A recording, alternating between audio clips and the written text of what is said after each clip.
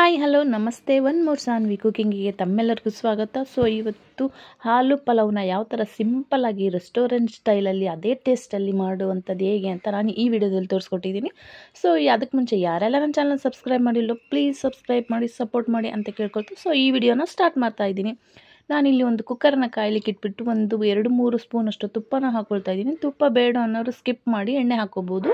ಹಾಗೆ 2 ಸ್ಪೂನಷ್ಟು ಎಣ್ಣೆನ ಹಾಕಿಬಿಟ್ಟು ಚಕ್ಕೆ, ಲವಂಗ, ಏಲಕ್ಕಿ, ಪಲಾವ್ ಎಲೆ, ಸ್ವಲ್ಪ ಜೀರಿಗೆ, ಸ್ವಲ್ಪ ಕಲ್ಲುವನ್ನು ಹಾಕ್ಕೊಳ್ತಾ ಇದ್ದೀನಿ. ಇಷ್ಟನ್ನು ಹಾಕಿದ ನಂತರ ನಾನಿಲ್ಲಿ 2-3 ಆಲೂಗಡ್ಡೆಯನ್ನು ತೊಗೊಂಡಿದ್ದೀನಿ. ಆಲೂಗಡ್ಡೆ ತೊಗೊಂಡು ಸಿಪ್ಪೆ ತೆಗೆದು ಚೆನ್ನಾಗಿ ತೊಳೆದ್ಬಿಟ್ಟು ಈ ಗಾತ್ರದಲ್ಲಿ ಸ್ವಲ್ಪ ದೊಡ್ಡ ಗಾತ್ರದಲ್ಲಿ ಅದನ್ನು ಹೆಚ್ಚಿ ಇದು ಎಣ್ಣೆಯೆಲ್ಲ ಹಾಕ್ಕೊಳ್ತಾ ಇದ್ದೀನಿ.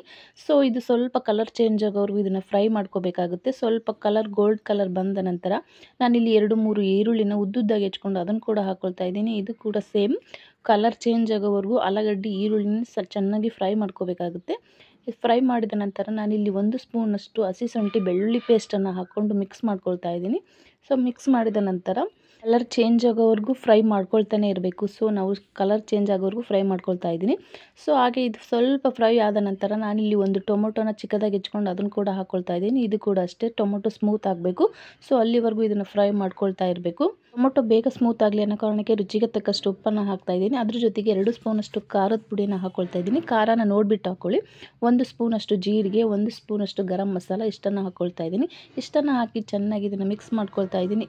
ಇದು ಮಿಕ್ಸ್ ಮಾಡಿದ ನಂತರ 1 ಬಟ್ಲದಷ್ಟು ಹುಳಿ ಮೊಸರನ್ನು ತೊಗೊಂಡಿದ್ದೀನಿ. ಹುಳಿ ಮೊಸರು ಇದ್ದರೆ ಸ್ವಲ್ಪ ಟೇಸ್ಟ್ ಡಿಫ್ರೆಂಟಾಗಿ ಬರುತ್ತೆ ರೆಸ್ಟೋರೆಂಟ್ ಸ್ಟೈಲಲ್ಲಿ. ಸೊ ಹಾಗಾಗಿ 1 ಬೌಲಷ್ಟು ಮೊಸರನ್ನ ತೊಗೊಂಡಿದ್ದೀನಿ. ಸೊ ಹುಳಿ ಮೊಸರು ಇಲ್ಲ ಅನ್ನೋರು ನಾರ್ಮಲ್ ಮೊಸರು ಕೂಡ ಹಾಕ್ಬೋದು, ಇಲ್ಲ ಅನ್ನೋರು ಫ್ರೆಶ್ ಕ್ರೀಮ್ ಕೂಡ ಹಾಕ್ಬೋದು. ನಾನಿಲ್ಲಿ 1 ಬಟ್ಲದಷ್ಟು ಮೊಸರು ತೊಗೊಂಡು ಅದನ್ನು ಹಾಕಿ ಚೆನ್ನಾಗಿ ಮಿಕ್ಸ್ ಮಾಡ್ಕೊಳ್ತಾ ಇದ್ದೀನಿ.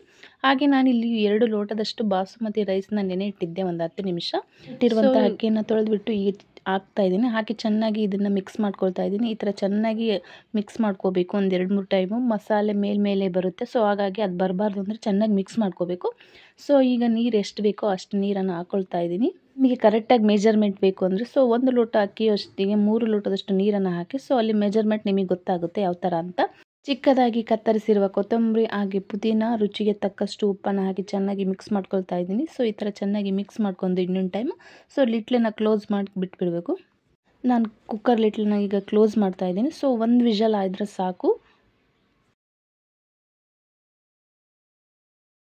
ಒಂದು ವಿಷಲ್ ಆದಮೇಲೆ ಇದನ್ನ ತಣ್ಣಗೆ ಆಗಲಿ ಬಿಡಬೇಕು. ತಣ್ಣಗಾದ ನಂತರ ನಾನೀಗ ಅದನ್ನ ಓಪನ್ ಮಾಡ್ಕೊಳ್ತಾ ಇದ್ದೀನಿ. ನೋಡಿ ಯಾವ ಥರ ರೈಸ್ ಬಂದಿದೆ ಅಂತ.